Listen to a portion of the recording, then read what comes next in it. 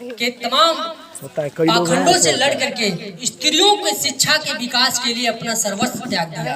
ये सत्य है कि घर का संचालन स्त्री ही करती है।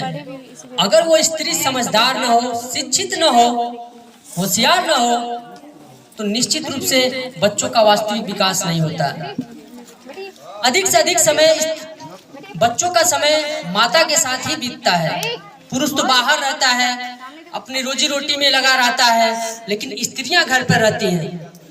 इसीलिए आप सभी से निवेदन है कि बेटियों को पढ़ाइए, बेटियों को शिक्षित करिए।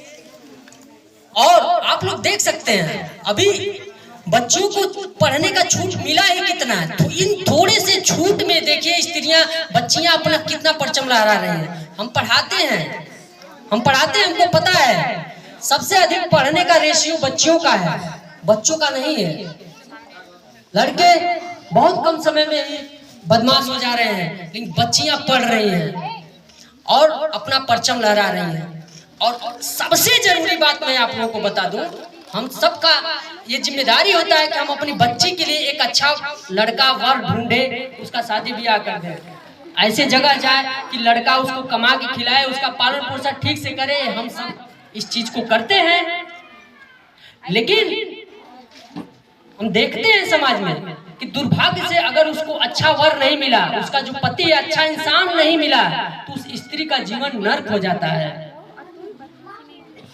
उस स्त्री का जीवन नर्क कदम हो जाता है। तो ऐसी दशा में जब स्त्री होशियार रहेगी, समझदार रहेगी, पढ़ी लिखी रहेगी, कुशल रहेगी, तो अपना जीवन यापन करने के लिए कहीं काम धंधा ढूंढ लेगी, कुछ काम कर लेगी और अपने बच्चों को पढ़ा लिखा करके आगे बढ़ा लेगी।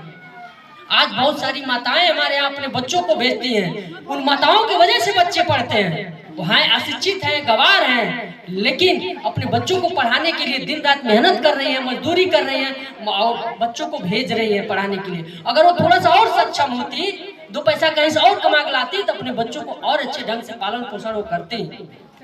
इसलिए बच्चों को पढ़ाना बहुत जरूरी है, ताकि विकट समय में पुरुष बाहर भी आता जाता है, कमाने के लिए आता जाता है, हमेशा पुरुष के जीवन का खतरा बना रहता है। ऐसी स्त्री में जब कोई स्त्री अकेली पड़ जाती है, तो उसका जीवन समझिए, अगर समझदार नहीं है, पढ़ी लिखी नहीं है, कुशल नहीं है, तो नर्क हो जाता है। या तो उसे अपने मायके का सहारा लेना पड़ता है, या तो समाज के किसी अन्य व्यक्ति का या किसी परिवार का सहारा लेना पड़ता है। इस प्रकार से उसका जीवन नर्क हो जाता है। अतः बच्चियों को स्किल्ड बनाएं, समझदार बनाएं, पढ़ाएं, लिखाएं। अगर हम चाहते हैं कि हमारी बच्ची खुशहाल रहे, अच्छे घर में जाए, तो इस सोच को साकार करने के लिए हमें बच्चियों को स्किल्ड, कुशल, होशियार, समझदार, कामगार बनाना होगा।